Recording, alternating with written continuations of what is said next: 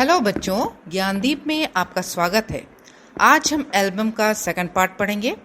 अब तक हम पढ़े कि किस प्रकार पंडित सादीराम लाला सदानंद से कर्ज लिए थे, उधार लिए थे और वो चुका नहीं पा रहे थे। लेकिन लाला सदानंद पंडित जी से एक बार भी पैसे के बारे में नहीं बोलते हैं। पंडित जी बोलते हैं कैसे भले मनुष्य हैं जो एक बार भी अपना पैसा नहीं मांगते। लेकिन लाला सदानंद एक बहुत ही अच्छे इंसान थे जो दूसरों के लिए कुछ अच्छा करना चाहते थे, है ना। दूसरों के लिए अच्छा करके उन्हें बहुत ही खुशी मिलती थी। और वे पंडित जी को बोलते हैं कि एक बार उसके घर जाते हैं, पंडित जी को बोलते हैं कि ये क्या पढ़ा हुआ है। तो कुछ अखबार पढ़े थे। तो लाला सदानंद बोलते हैं इन अखबारों में जो तस्वीर है उसे आप छांटिए, मैं इसका एल्बम बनाऊंगा और इसका विज्ञापन दूंगा, शायद कोई शौकीन जो है खरीद ले और उससे आपको फ़ायदा हो जाए। तो उसके आगे हम पढ़ते हैं, लाला सदानंद ने चित्रों को एल्बम में लगवाया और समाचार पत्रों में विज्ञापन दे दिया। अब पंडित सादीराम हर समय डाकिये की प्रतीक्षा करने लगे।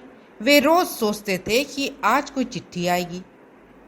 दिन बीत जाता और कोई चिट्ठी ना आती थी। रात को आशा सड़क की धूल की तरह बैठ जाती थी। मगर दूसरे दिन लाला सदानंद की बातों से टूटी हुई आशा फिर जुड़ जाती थी। अब एल्बम बनवाकर विज्ञापन भी दे दिया गया। तो पंडित जी अब डेली प्रतीक्षा करते थे, इंतज़ार करते थे कि मेरा कुछ ना कुछ तो जवाब आएगा ही, कोई ना कोई तो इस एल्बम को खरीदेगा ही। और वे रोज चिट्ठी का इंतज़ार करते और दिन भर इंतज़ार करते थे। और रात को जब अंधेरा हो जाता था तो उसकी जो उम्मीदें थी वे अंधकार में ही गुम हो जाती थी और सड़क भी सुनसान हो जाता था और उसकी आशाएं, उम्मीदें भी शांत हो जाती थी। जितना उतावलापन दिन में था वे प्रतीक्षा करते थे इतना उत्सुकता से कि आज आएगा मेरा लेटर, आज आएगा, कोई तो खरीद लिया होगा, मुझे पैसे मिलेंगे।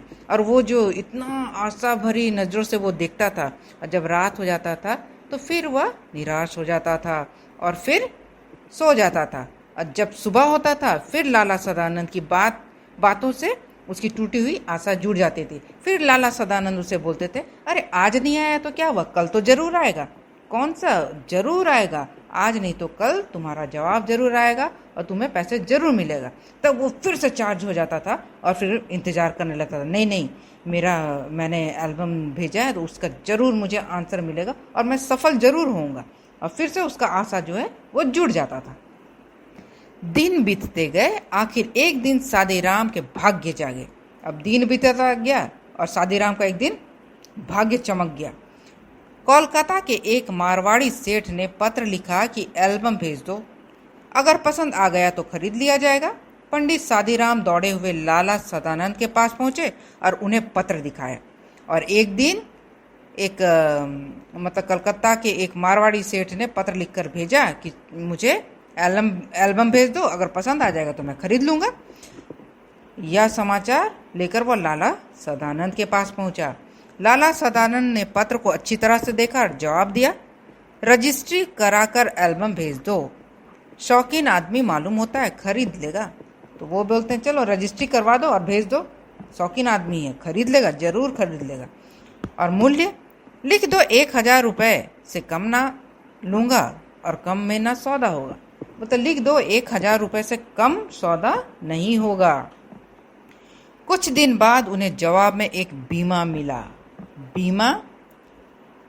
बीमा का अर्थ है रजिस्टर्ड डाक को बीमा कहा जाता है ना। पंडित सादीराम के हाथ पैरों से ज्यादा उनका दिल कांप रहा था। दिल कांपना मुहावरा है, वो घबराहट होना।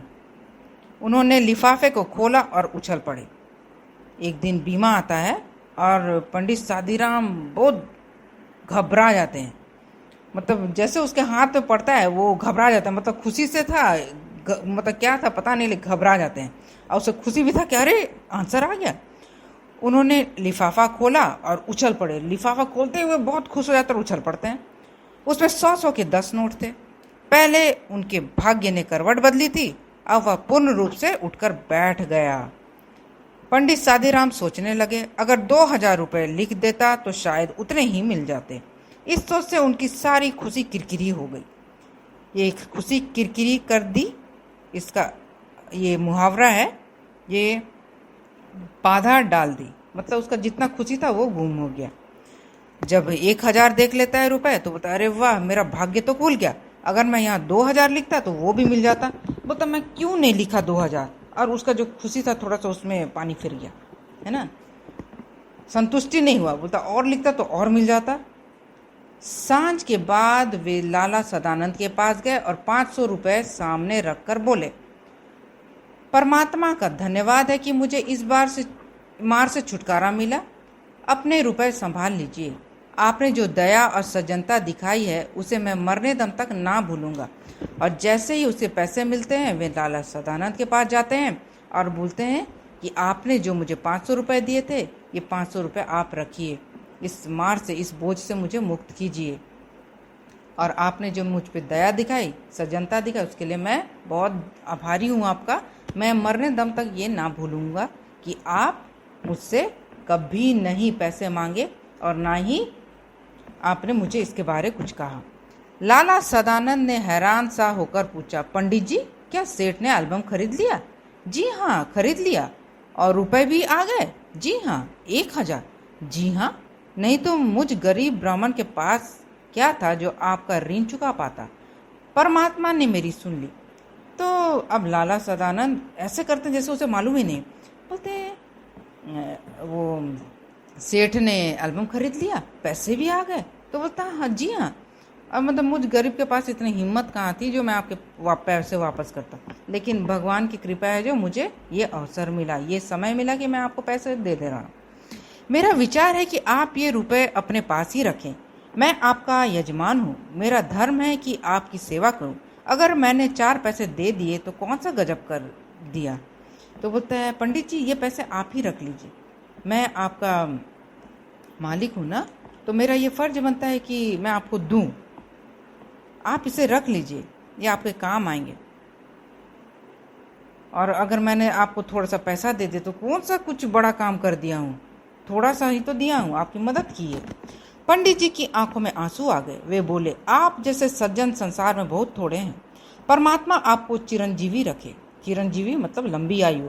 मगर अब तो मैं ये रुपए ना लूंगा, इतने वर्ष आपने मांगे तक नहीं, मुझे आज हल्का होने दीजिए। तो उसका पंडित जी की आंखों में आंसू आ जाते, ये कितना सज्जन पुरुष है, देने पर भी नहीं ले रहा है। बोलते हैं नहीं, आप बहुत सज्जन पुरुष है, आपकी उम्र लंबी हो, मैं अब ये पैसे नहीं लूँगा, आप इस पैसे को रखिए और मुझे इस बोझ से हल्का कीजिए। लाला सदानंद ने चुपचाप रुपए रख लिए। मनुष्य रुपए देकर भी ऐसा प्रसन्न हो सकता है, इसका अनुभव उन्हें पहले बार हुआ। अनुभव मतलब महसूस करना।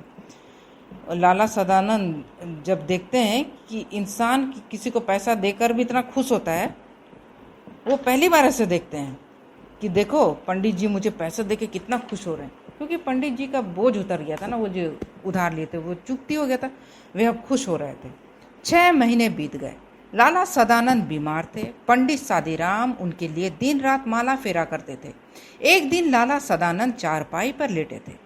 पास पड़ी चौकी पर पंडित सादीराम बैठे रोगी को भगवत गीता सुना रहे थे। और 6 महीने बीत गए, लाला सदानंद बीमार पड़ गए और पंडित जी उन्हें भगवत गीता सुना रहे थे। एकाएक लाला सदानंद बेशुद्ध हो गए। बेशुद्ध मतलब बेहोश हो गए, होश नहीं था। लाला सदानंद एकाएक बेहोश हो जाते हैं। पंडित जी ने गीता छोड़ दी और उनके सिरहाने बैठ गए।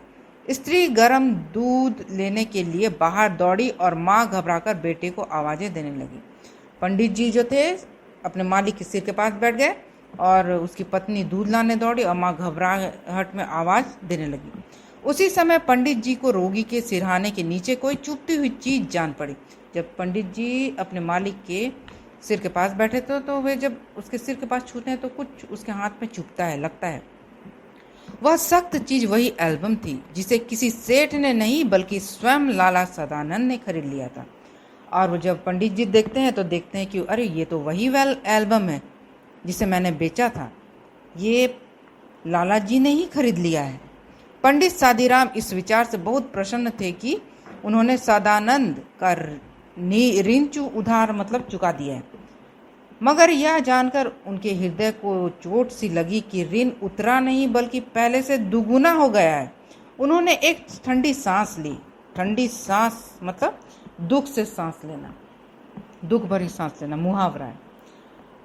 अब पंडित जी तो सोच रहे थे कि चलो भाई मैंने अपना ऋण चुका दिया है, लेकिन जब उसे पता चलता है कि ये तो लाला जी ही खरीद लिए हैं तो उनको बहुत ठेस लगता है उसके दिल को। अब बोलते आई ऋण उतरा कि अब तो दुगुना चढ़ गया। कुछ देर बाद लाला सदानंद को होश आता है। उन्होंने पंडित जी से एल्बम छीन लिया। धीरे धीरे कहा, यह एल्बम अब मैंने सेठ साहब से मंगवा लिया है। और जब लाला जी को होश आता है तो वे पंडित जी से एल्बम छीन लेते हैं। बोलते हैं मैंने सेठ से ये एल्बम मंगवा लिया है। पंडित जी जानते थे कि यजमान झूठ बोल रहे हैं। अब पंडित जी जान गए कि उसके मालिक जो है वो झूठ बोल रहे हैं। वे किसी भी तरह या ना कह सके कि आप झूठ बोल रहे हैं। अब लाला जी के इतने एहसान थे उस पर कि वो बोल नहीं पाता है कि आप झूठ बोल रहे हैं, परंतु अब वे उन्हें पहले से भी अधिक सज्जन, अधिक उपकारी और ऊंचा समझने लगे थे। और पंडित जी के दिल में अपने लाला जी के लिए और भी रिस्पेक्ट, आदर बढ़ जाता है और वे उन्हें बहुत ही ऊंचा दर्जे में देखते हैं। उसकी आंखों में वो बहुत ऊंचा स्थान प्राप्त कर लेते हैं।